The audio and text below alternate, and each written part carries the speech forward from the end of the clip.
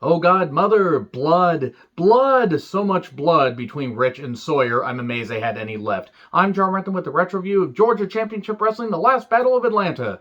While everything was not perfect, this was a pretty damn entertaining show, and that low ceiling on the steel cage is still weird to see. I mean, I know they did that for Hell in a Cell, at least the initial Hell in a Cell matches, and now it's so goddamn high you could go to space when you get on top of it.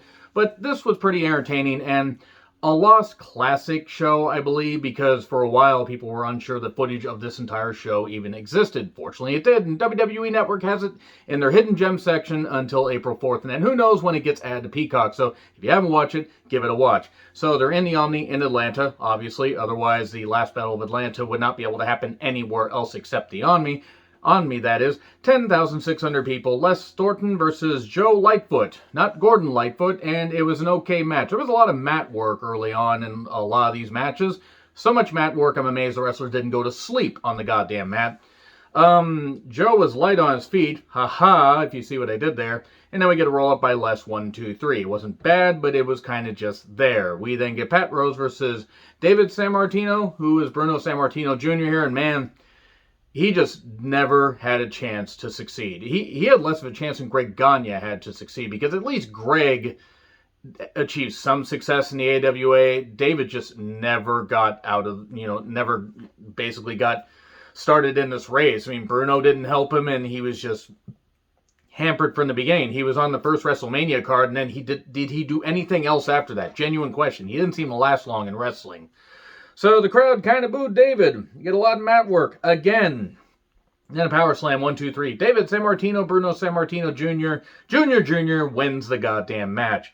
Mr. Wrestling 2 versus Bob Roop. It was a mask versus mask match. Now, no, Bob Roop was not in a mask, more in the pity, but Mr. Wrestling 1 was injured. It was Jesse Barr as Mr. Wrestling 1, and he was in the corner with the leg cast and everything, so they decided, hey, Bob Roop, get in the ring and do this mask versus mask match, despite the fact that you're not going to wear a mask. So basically, Mr. Wrestling 1, or he would have to unmask if Bob Roop lost the match for him. Two. A lot of 2 chants in that crowd.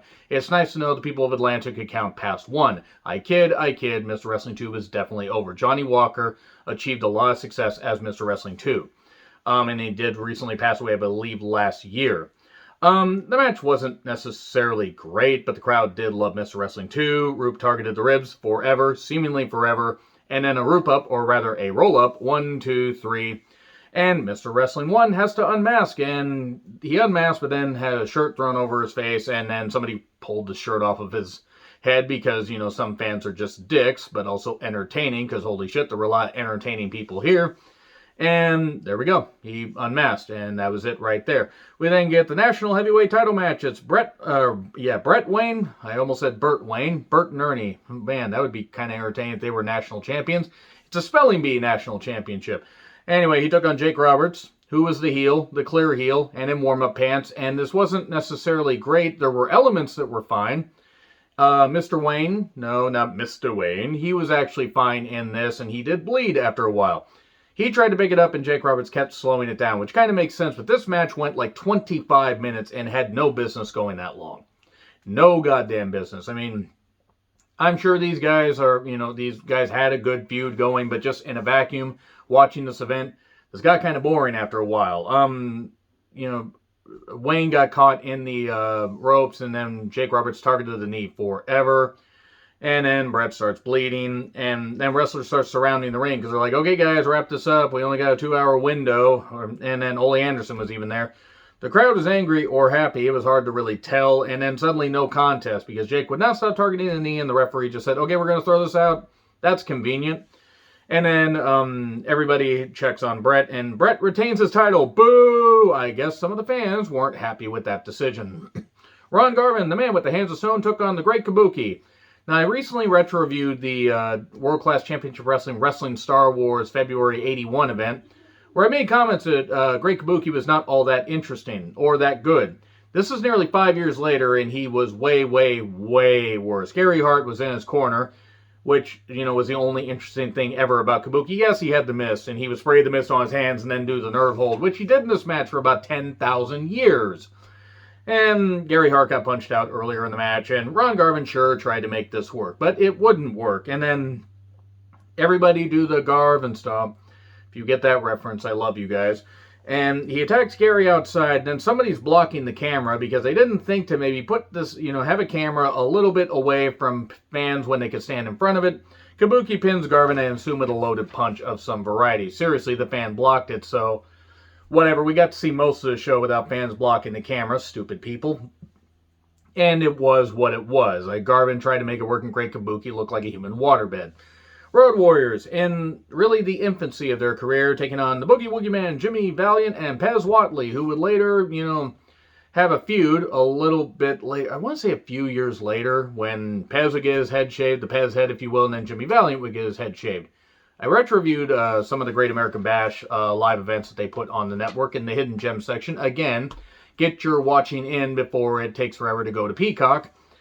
But it was kind of cool to hear how over Jimmy Valiant was, and national tag title match, and well, it wasn't dull because the crowd loved the faces, and it was quick, and the Road Warriors sold stuff, shockingly, and then we get a chair tossed in, the referee got bumped and got knocked down. It was chaos and a double DQ. Again, it wasn't dull. So Tommy Wildfire Rich, when he still was getting mostly cheers, though there were a few boos because maybe they were tired of Tommy Rich by this point, taking on Buzz Sawyer. Steel cage match.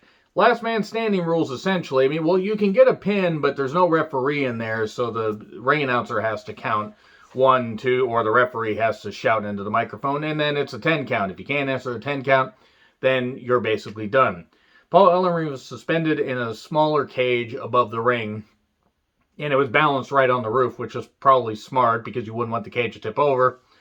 And the cage ceiling being low was a little bit, I will say that, holy shit, there was a lot of blood in this. A lot of blood, especially Tommy, but he had the platinum blonde hair, so even if he bled just a little, it was going to look like a lot because it was going to go right into his hair. Ric Flair did that for about 25 fucking years. In fact, I think mentioning that busted Ric Flair open.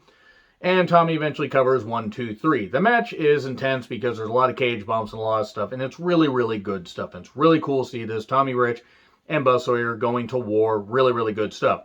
And then Ellering comes in to check on Sawyer. This took a while. Ole then runs in very ripped jeans. It got more ripped as time went on because it was ripped in the back of the pants right above the knee. And they got ripped more and more and more. Maybe Ole should have gone up a couple jean sizes. And he has a steel cage match with Paul Ellering where it's a slugfest. And Ellering got bounced around the cage and just beaten up and everything. He bled. This is when Ellering was going to transition to being a manager because I can't remember if he hurt his knee badly here or if he hurt his knees shortly after this. Because he destroyed one of his knees really badly, but they recognized how great of a talker he was, and that's why he got the spot being the Road Warriors manager. And he faced off against, Ole Anderson here in a match where basically besides, Ole getting sent into the cage a couple times, Ole pretty much dominated Ellering here, beating him after a headbutt 1, 2, 3. I assume Jake Roberts running in to attack Ole because there was no commentary on this whole event, so you kind of just had to guess with your eyeballs and the bad camera work. And we get belt whipping. The crowd was pissed, and they were surrounding the ring. They were standing up, and it's like it must have been difficult to get the heels out of there. So overall, intense event as far as the last couple matches. And there were some other good moments on here. It was a cool time capsule to see of an event that is nearly 40 years old. Anyway, if you've seen this event, let me know your thoughts in the comments. Like, share, subscribe, Twitter handle in the description. I'm John Retland. I'll see you soon.